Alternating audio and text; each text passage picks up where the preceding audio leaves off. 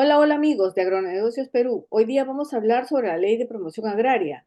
Como ustedes saben, la Comisión Agraria del Congreso aprobó por mayoría el dictamen de la nueva Ley de Promoción Agraria, que promueve la transformación productiva, competitiva y sostenible del sector agrario con protección social hacia la agricultura moderna. Como ustedes recuerdan, la anterior Ley de Promoción Agraria, la 27360, que permitió la agroindustria que tenemos hoy y que anualmente genera unos 11.000 millones de dólares, fue derogada en el 2020 por el fugaz gobierno de Francisco Sagasti, y esta nueva ley está tratando de enmendar ese error. A continuación tenemos una entrevista con el gerente general de la empresa agroexportadora Coexa, el señor Fernando Bustamante, para que nos comente sobre la importancia de contar nuevamente con un marco jurídico favorable a la agroexportación de cara a los próximos años, con nuevos proyectos que se destraban, con la necesidad imperiosa de generar nuevas fuentes de trabajo y de incluir a la agricultura familiar en el mismo camino de éxito. Sus primeras impresiones sobre esta nueva ley de promoción agraria se está debatiendo en el Congreso, digamos, con variantes respecto a la primera ley que fue en el 2020 derogada. Sí, esta ley viene a reemplazar a la 27360 del año 2000, una ley que ha tenido excelentes resultados, ¿no? Todos leemos día a día lo que es el agro en el Perú, cómo el Perú levanta sus exportaciones, el empleo formal, todo lo que dio esa ley. Haberla eliminado esa ley en el año 21 por el señor Sagasti fue un tema político, fue un tema de ideología. Es increíble después de ver todos los trabajadores que tienen hoy día AFP, que tienen CTS, que cuentan con salud. Hemos pasado de tener 100.000, 120.000 personas en el año 2000, empleo directo, formal, a tener más de 1.100.000, ¿no? Entre empleo directo e indirecto, por todo lo que genera la agroexportación, servicios conexos. Entonces nadie puede decir que esa ley no fue útil. Es una ley que fue buenísima para el sector, para el país, sobre todo para los trabajadores. La derogación de la ley ya se ven consecuencias, ¿no? En el agro vemos que sí baja el empleo formal en los últimos meses, y en lo que nosotros estamos, que es citricultura, por primera vez vemos en los últimos 2 años cómo ha bajado el área plantada en 3.5% cada año. Eso nunca ha sucedido. Antes el productor de cítricos mataba cítricos, ponía cítricos y no dejaba de crecer el sector. Ahora, 2 años que vemos cómo ya bajó en 7% las plantaciones de cítricos dedicadas a la exportación. Entonces, yo creo que la gente sabe que es una ley buena, los trabajadores reconocen y saben los beneficios que tuvieron. Yo creo que el Congreso va a recapacitar, va a ver los beneficios que trajo, y debieran volver deberíamos tener nuevamente una ley por 20 años, ¿no? El sector tiene que seguir creciendo. Según los detractores, esta ley, esta nueva ley que se está preparando, daría una estocada a los ingresos fiscales. Dicen que se dejaría de recaudar unos 7.000 millones de soles por reducir, ¿no?, el porcentaje de renta. Sí, yo había visto que la queja, el argumento era que son 1.880 millones que van a dejar de recaudar por renta. Lo que no ven es todo lo que tiene el sector. ¿Cuánto es lo que va a ganar el país? Vamos a formalizar seguramente de los 3,5 millones adicionales de trabajadores en el agro que no están formalizados, seguramente 1 millón más, medio millón más, seguirán entrando al sector formal, que van a tener AFP, que van a tener todos los beneficios que trae esta ley. ¿Por qué alguien se metería al agro, un sector tan riesgoso? Vemos el año pasado el yacu, ¿cuánto se perdió por el yacu? El norte este año, la sequía, ¿cuánto se pierde? ¿Por qué alguien va a entrar a un sector tan riesgoso cuando tiene otros sectores menos riesgosos, y que podrían perfectamente poner su dinero ahí. Se están por privatizar, por poner en operación el doble, más del doble de área. Todo lo que está sucediendo en la agroexportación hoy en día viene más o menos de 220.000 hectáreas. Se podrían poner en valor más o menos 230.000, 250.000, solamente pensando en Chavimochic 3, Olmos 2, Chinecas, Majes 2, Alto Piura, la represa de Tambo en Ica. Eso son más de, podríamos duplicar. ¿Por qué pensar que la ley ya cumplió su objetivo y ya no más? Ahí ya las empresas están bien, ya no tienen por qué recibir más las empresas. Y no se dan cuenta que nosotros podríamos seguir creciendo al doble, al triple, seguramente. ¿Por qué no pensar que podríamos alcanzar a la minería en 15, 20 años? ¿No? Con la diferencia que el agro es un gran captador de mano de obra, a diferencia de otros sectores. Yo creo que la gente que se opone a esto es una cuestión de ideología. Si está interesado en iniciar un proyecto de cultivo de arándanos, que sea con plantas de garantizada calidad y sanidad. Y esto se consigue con plantas propagadas in vitro. Nutriarándanos es un laboratorio dedicado al servicio de propagación in vitro de plantas mediante la micropropagación en bioreactores, la más moderna tecnología de Suecia.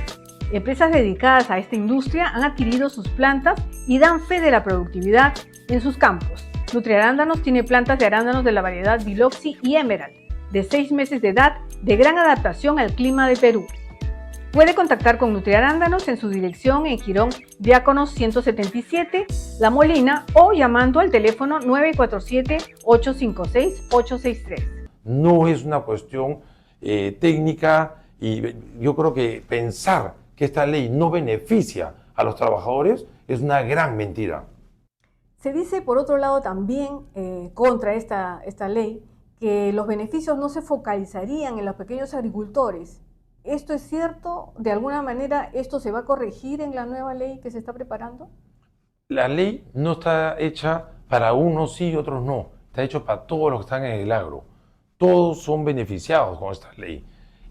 La nueva ley sí va a incluir que los pequeños puedan ser sumados a la cadena productiva. Se están dando justamente en esta nueva ley condiciones para que los grandes empresas puedan atraer y sumar a los pequeños agricultores.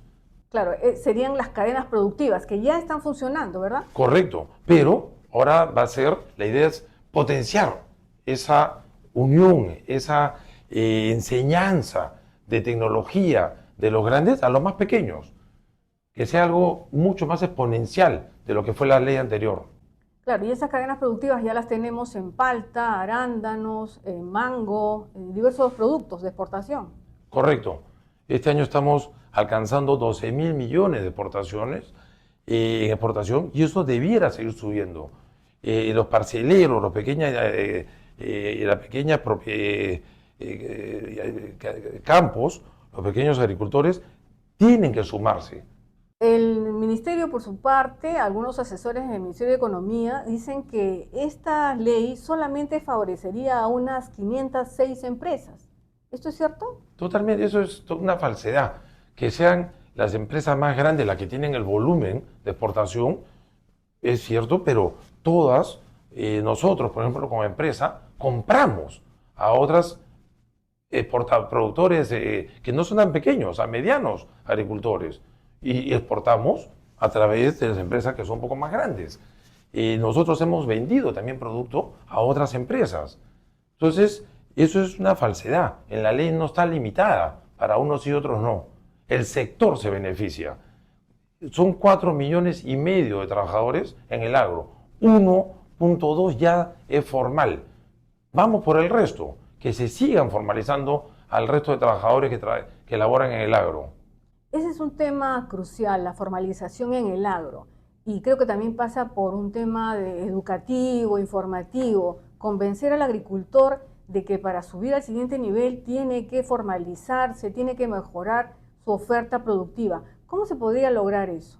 Justamente esta ley busca dar incentivos a los pequeños agricultores para que sean más rentables sus cultivos y puedan, con la mayor rentabilidad, que no tengan ningún problema a que sus trabajadores sean formalizados.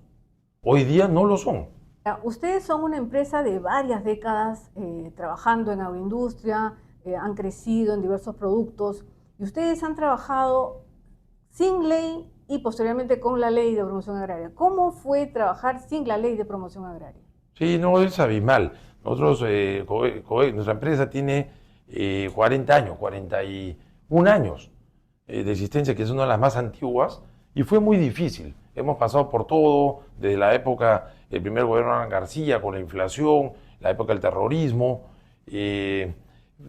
Ha sido muy complicado, pero efectivamente, desde el año 2000 hemos visto cómo el sector crecía, ¿no? Y venían proveedores de cajas, insumos químicos.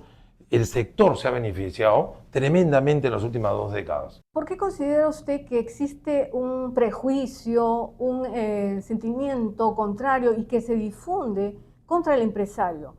Si es emprendedor, se le perdona la vida, pero si es empresario, ¿no? Se le combate. ¿Por qué no se comprende el trabajo del empresario acá en el Perú? Yo he visto algunas entrevistas de gente que se opone a esta ley y yo creo que confunden. Ellos creen que eso es un beneficio para el agroexportador. Y eso es una falsedad. Este es un beneficio para el sector, para la empresa agrícola. En los últimos 20 años se han reinvertido 20.000 millones de dólares en el sector.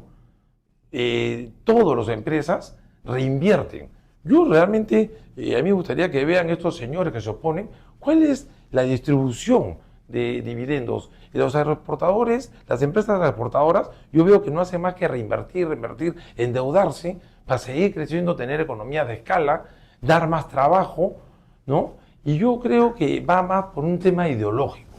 Escuchaba hace poco una entrevista a unas personas dar un simposio, ¿no? Que solicitaban que la solución en el agro no está por aumentar la oferta de agua, sino por limitar la demanda, cerrar los pozos, limitarlo, ¿no? Y llegaron a decir la barbaridad, que me cuesta repetirlo, pues una barbaridad, que si traen más agua a Ica, va a haber más agroindustria, van a haber más trabajadores en el sector agroexportador y eso se va a acabar nuevamente el agua, que por ahí no va la solución.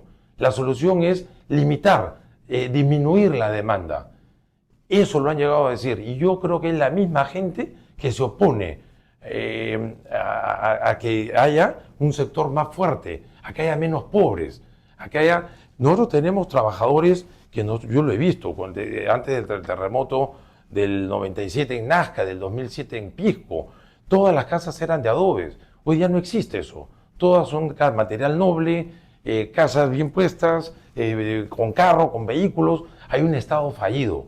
Pero ellos han hecho esto no con el Estado, han hecho con su trabajo. La mayoría en Ica, donde yo estoy, sí lo han sacado adelante con el trabajo de las empresas que trabajan. Las AFPs han tenido recursos AFPs que desgraciadamente perdió su esencia, ¿no? Que lo han retirado, pero eso hay que regresar a eso. Lo que quieren estas personas en contra de esta ley es seguir teniendo un bolsón de pobres, que dependan, que los vean a ellos como salvadores, como ayuda, y que crean que cuando vengan las elecciones, que son las personas que los van a ayudar.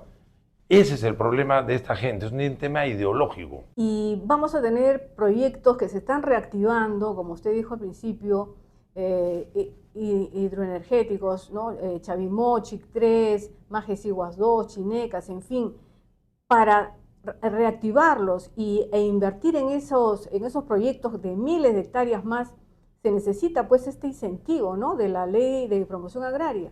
No se puede abandonar en estos momentos que se proyecta una ley así.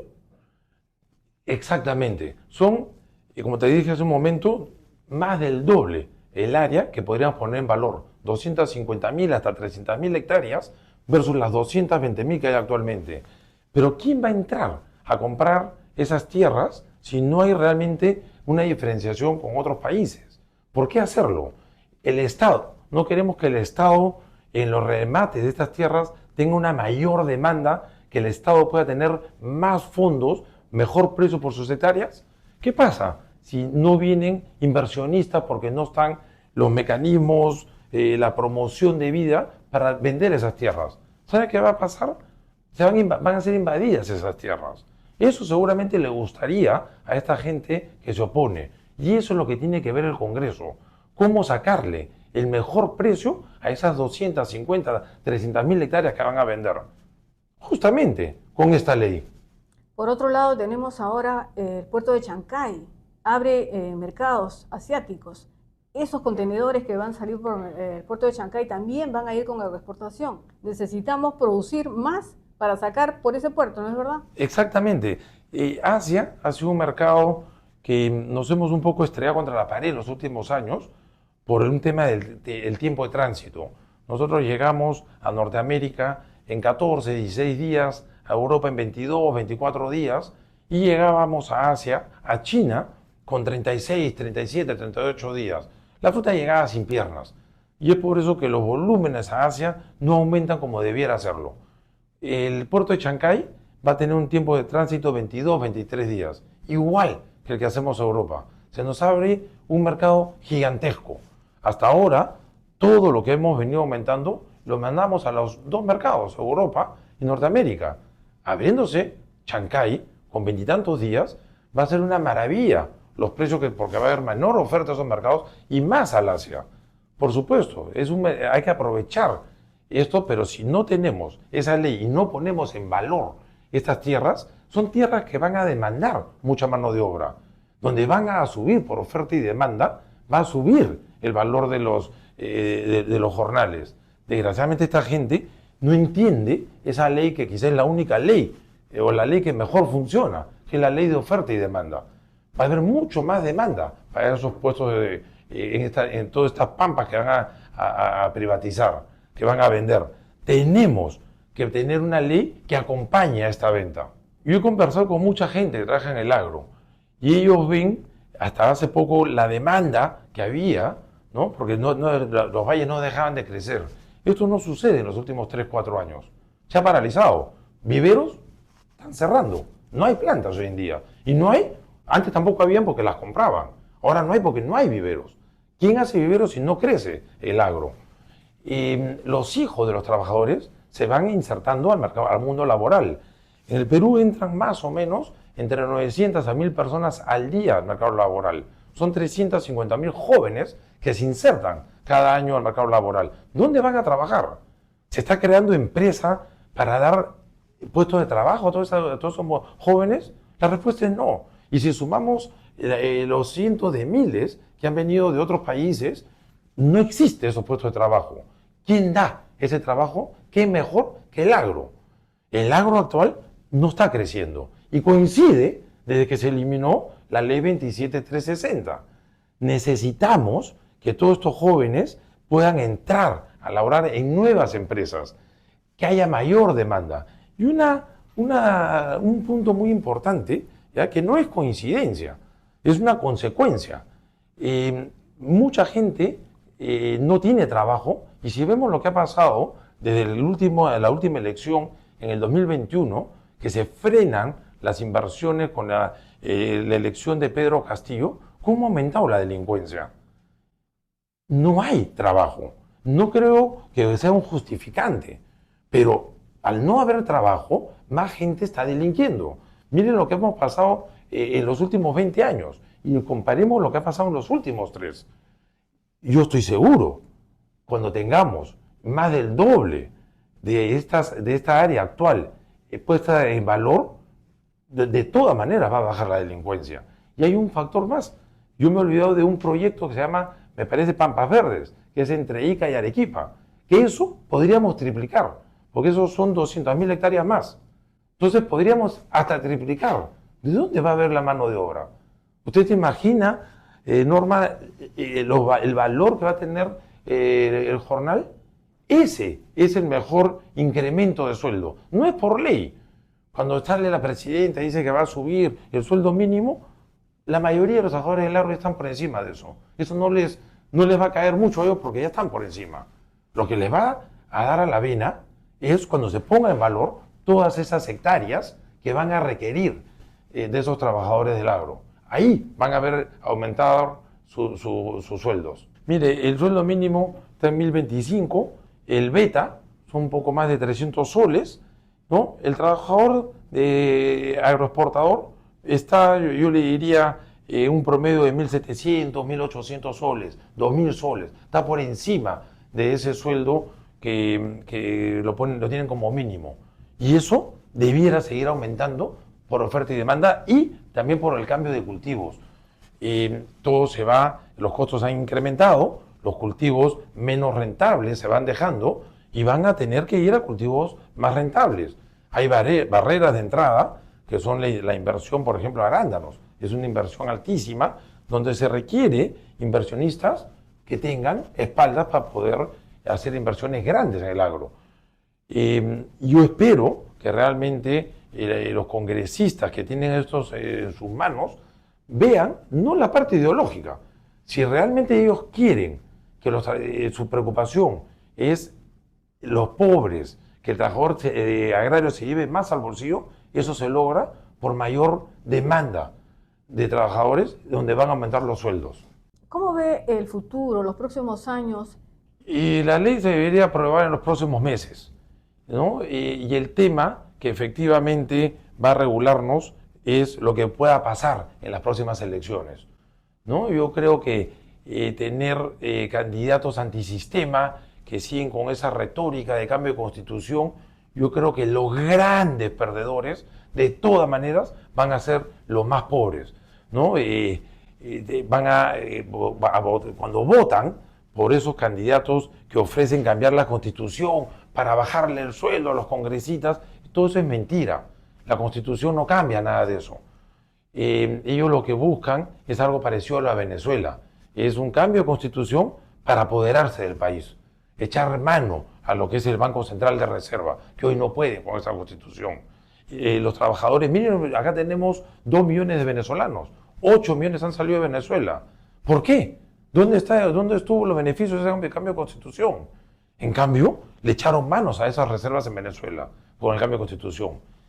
Los trabajadores agrarios van a poder ver aumentar, duplicar, triplicar sus ingresos si tenemos el doble, el triple de áreas. Sus hijos van a tener trabajo. Por ahí va la salida. Buscar algo que genere confianza. La confianza genera inversión.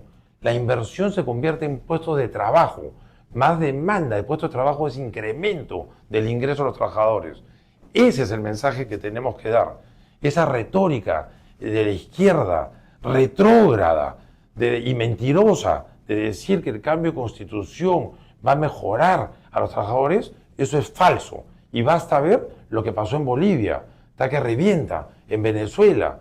No hay que ser muy inteligente para darse cuenta de lo que realmente busca esa gente que hoy día está en contra de esta ley de beneficio agropecuario. Bien, y creo que tampoco se debe espantar las inversiones porque hay otros países como Argentina que están atrayendo a los inversionistas, pueden irse para allá. Eso está dado, Norma, por lo que le mencioné, la confianza. Un Estado que da confianza, que da beneficios para poder invertir, crece, hay trabajo, disminuye la delincuencia. Eso tenemos que buscar acá. Una ley que dé confianza y vengan grandes capitales, que inviertan. Cuando dicen, no, tiene que estar en manos de peruanos, ¿qué importa quién lo tiene? Nosotros queremos que la gente pueda poner más plata en el bolsillo de los trabajadores. De eso se trata.